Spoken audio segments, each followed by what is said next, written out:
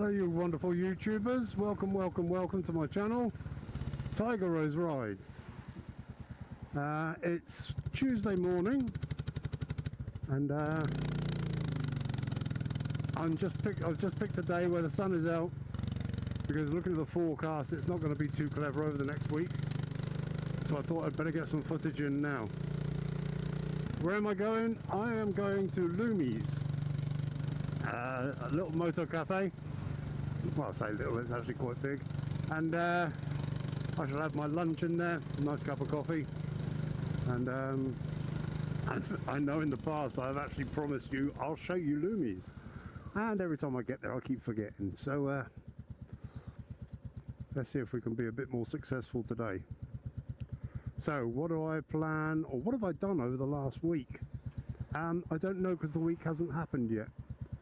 I don't want to tell you what I've been doing, but unfortunately nothing much. I don't have anything planned, but the two items I plan on doing this week is maybe a short history on the Mary Rose, Henry VIII's ship, and the bike history. Not completely made my mind up yet, but there was one on one of Henry Cole's shows last night. I thought, oh, I've never heard of that company, so I should do it, and now the name completely slips my mind. So that happens when you get old. So I will that'll be a nice surprise for you. Probably a surprise for me as well.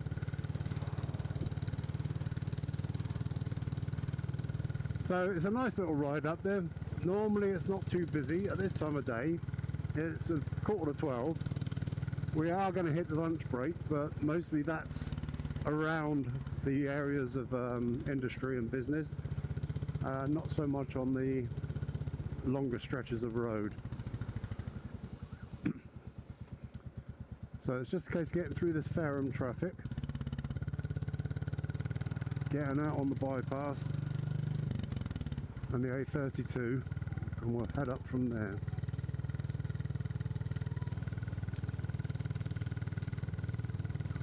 So I'm now going to shut up until we get to Loomies, and hopefully I'll get in the Mary Rose history between now and then. Enjoy.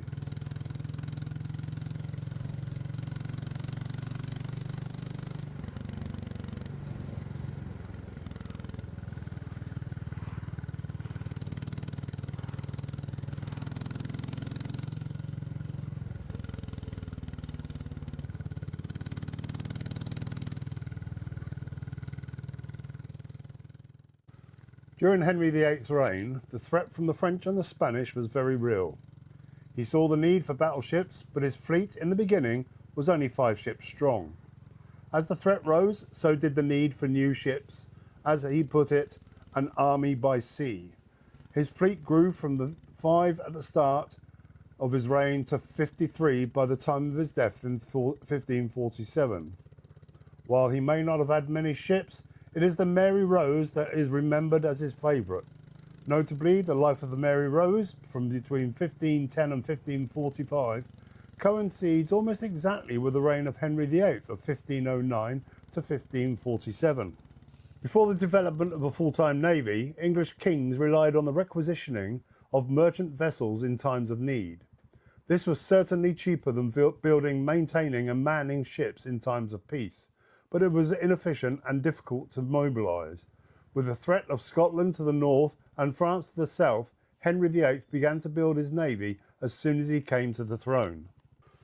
Construction of Mary Rose began on the 29th of January 1510 in Portsmouth, and she was launched on July 1511. She was then towed to London and fitted with rigging and decking and supplied with armaments. Other than the structural details needed to sail, stock and arm of the Mary Rose, she was also equipped with flags, banners and streamers, extremely elongated flags that were flown from the top of the masts that were either painted or gilded. The huge trees that had been common in Europe and the British Isles in previous centuries were by the 16th century quite rare, which meant that timbers were brought in from all over southern England. The largest timbers used in the construction were of roughly the same size as those used in the roofs of the largest cathedrals in the High Middle Ages. An unworked whole plank would have weighed around 300 kilograms or 660 pounds, and one of the main deck beams would have weighed close to 3/4 of a ton.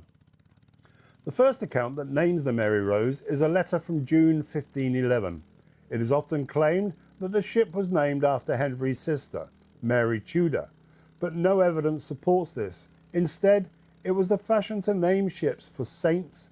The badges of the ships, the rose and the pomegranate, celebrate the royal couple, the rose being the symbol of the king and the pomegranate being that of his first wife, Catherine of Aragon. Neatly, the Virgin Mary was known at the time as the Mystic Rose. The name of the Mary Rose therefore signifies not only the power of the Tudor dynasty, but also that of the Virgin Mary. The Mary Rose was larger than her sister ship, 600 tons to the Peter Pomegranate's 450. Both vessels were designed to carry a small number of heavy anti-ship guns, a much larger number of smaller anti-personnel guns. 6 months after the launch of the Mary Rose, Henry VIII was at war with France. The 19-year-old king wanted to show his mettle against the might of France, and against the advice of his father's old advisors, Henry VIII declared war in 1512. The Mary Rose would be involved in many battles against the French and served under several captains throughout her service, but the main battle we're concerned with is the one that ultimately saw her demise, and that would be the Battle of the Solent. During the battle, Henry VIII watched from Southsea Castle as the battle progressed, but lack of wind gave the French the advantage. Their oared galleys were able to advance, fire, and then retreat whilst the English sailing ships were immobile. Towards the afternoon, however, the wind rose, and along with the Mary Rose, the larger headed for the French. So what happened on that fateful day of the 19th of July, 1545? On the day, there was a confrontation between French and English troops on the Isle of Wight, as well as a face-off between their respective fleets in the Solent between the Isle of Wight and Portsmouth. The only confirmed eyewitness, a Flemish sailor who escaped from the sinking vessel, claims that the Mary Rose had fired all her standard side guns and was turning when her sails were caught in a strong gust of wind, pushing those open gun ports below the waterline. This allowed water to flood into the already unbalanced ship, which would have leaned over so much that all the loose cannons, cannonballs, men and anything that wasn't nailed down would have added to the imbalance, and inevitably she would pass the point of no return, and she sank with all but one crew member.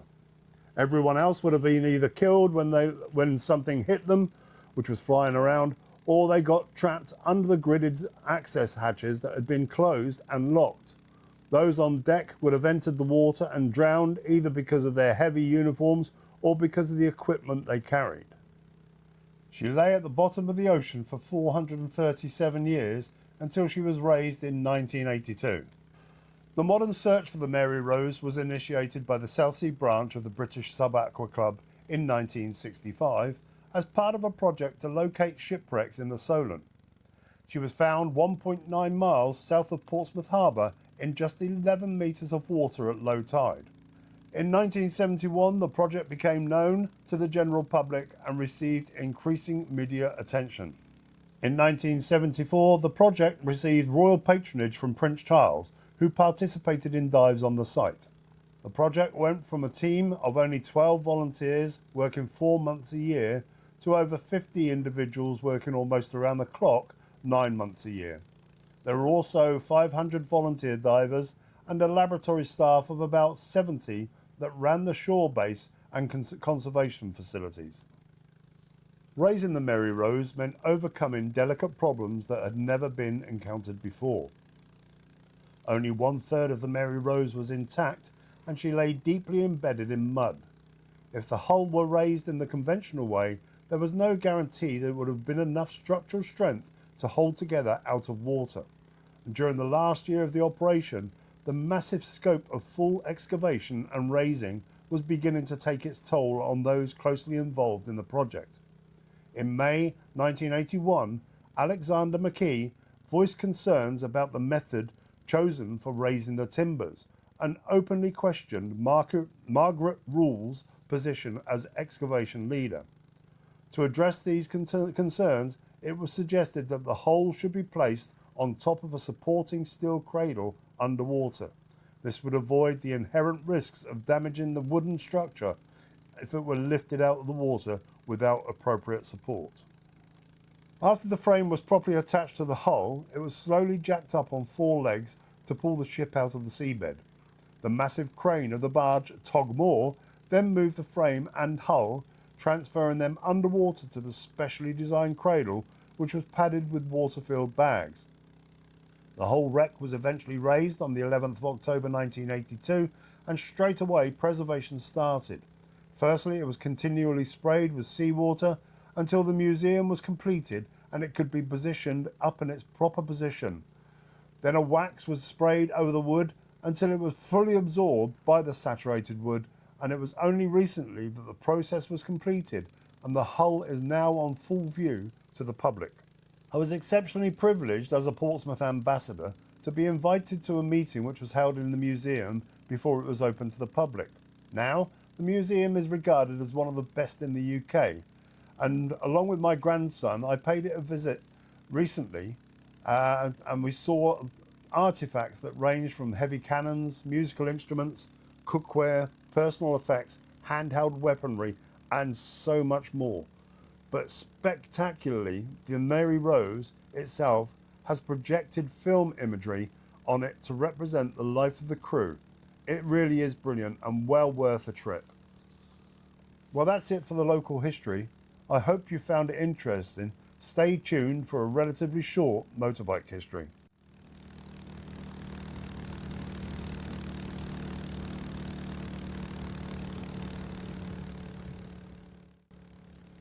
Before Calthorpe Motorcycles started, Calthorpe Motor Company was situated at Cherrywood Road, Bordsley Green, Birmingham, which was established by bicycle maker George W. Hands, who, in 1904, made his first motor cars, a 10 horsepower 4-cylinder model. The firm briefly made some larger types, but it was the light car field that they specialised, using proprietary White and Prope engines.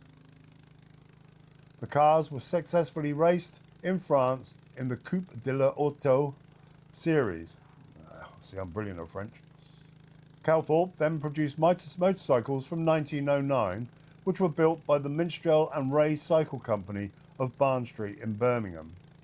Late that year, after many successful years in the motorcar trade, the company made its motorcycle debut at the Stanley Show.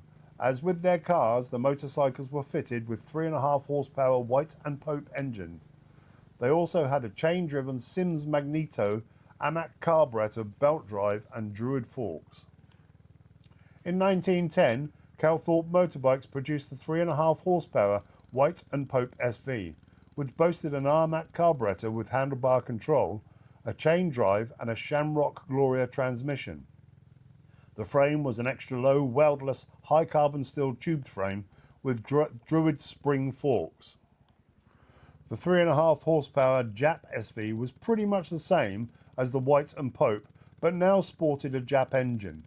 Finally, for 1910, the 3.5 horsepower Precision SV, again very similar in looks, but this model had a particularly robust feature in that the engine main shafts and flywheels were made from one-piece forgings, a very rigid assembly compared, for instance, with the contemporary Jap 2 3/4 horsepower engines. In 1911, the company is already winning prizes with the 2.5 HP Precision lightweight model that took second place in the Belfast and District hill climb. The 3.5 horsepower Precision SV Touring model's main change for 1911 was the adoption of the latest drop frame, where the rear of the tank is cut away to give a significantly lower saddle position. The 3.5 horsepower Precision SV TT model was very much the same as the Tourer, apart from a few engine modifications and a shorter wheelbase with the 48-inch dropped frame, rigid forks and no pedalling gear. In 1912, they changed their engine type to Precision engines and began to add further models, including a 2.5 horsepower Jap SV lightweight model, the 3.5 horsepower Precision SV Touring model, and the 4.5 horsepower Precision SV.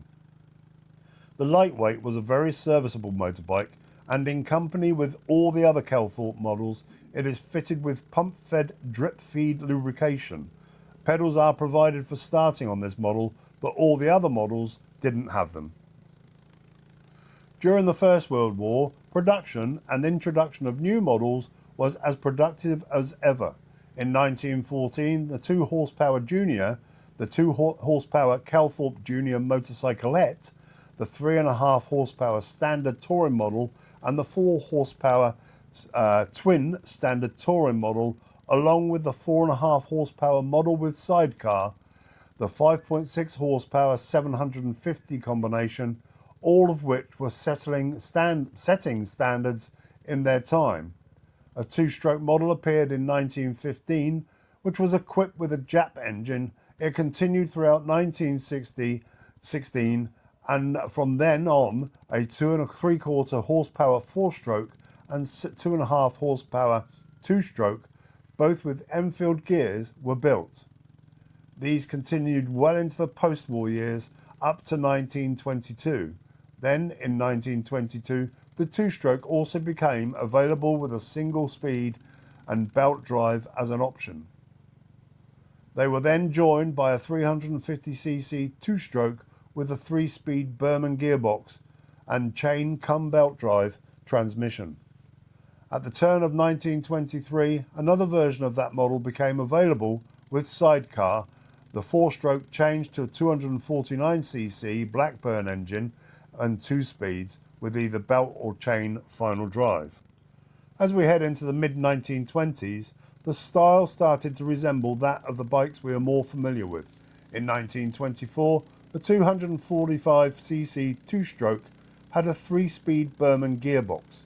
The 350cc version was dropped and a Jap was used in the SV and overhead valve forms, along with a 147cc Villiers engine. In 1925, the all-new 348cc sports model arrived with its own designed engine, 3-speed Berman gearbox, light frame and Druid forks. The tank is still hung from the frame, but designs were in the pipeline for a more familiar saddle tank. In 1926, a 350cc overhead valve supersports model was added to the catalogue, and it's now we see the evolution of the tank, which is framed above and below. In 1927, a 498cc overhead cam single of their own design appeared, and in 1928 the company was only using its own engines with the 348cc in its 2 forms. The camshaft model was then dropped. Also, the new Sports Speedway saw the introduction of the Calthorpe model, the 1928 Dirt Track Speedway Special. 1929 saw the arrival of their best known model, the Ivory Calthorpe. For this, they took the 348cc OHV model, revised and modified it, added a much anticipated saddle tank, and finished the tank with mudguards in off-white. In 1930, there was a single model range. Following the trend at the time, they gave it an inclined cylinder and listed it as the Ivory the Second, which then went on to Ivory the Third. By 1932, there was a 494cc Ivory the Fourth, and for that year there was also 247cc 2-stroke Ivory Minor, and right up to the 1937 only Ivory models in various CCs were produced. Obviously a winner. In 1937, the firm of Pride and Clark of London had exclusive rights to sell the mark, which had changed its colour to become Red Calthorpe. This change didn't boost sales, and the firm went into liquidation, which was then bought by Bruce Douglas, who moved the plant to his company of that name in Bristol. This year also saw a competition model, and in May of 1939, Bruce Douglas announced the 3-model range. Using matchless engines, a few of these were built before the factory turned to war efforts, and after the war in 1947, the name reappeared as Calthorpe DMW on a machine using a 122cc Villiers engine. Unfortunately, that was the end of Calthorpe Motorbikes, and like so many other companies from that time, it never came back. Thankfully, these days, there's a massive collectors out there that between them own every model of Calthorpe's ever produced, keeping the fantastic name alive. That's it for this motorbike history. Sadly, a tale of brilliance against conflict and ultimately the end of another bike legend. Okay, we're just about here now.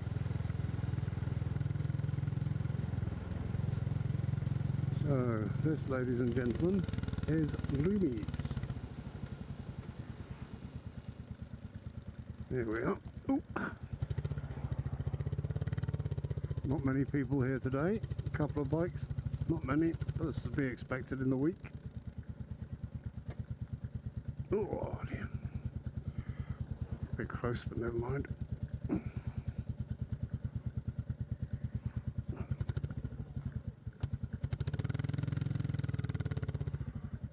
That'll do.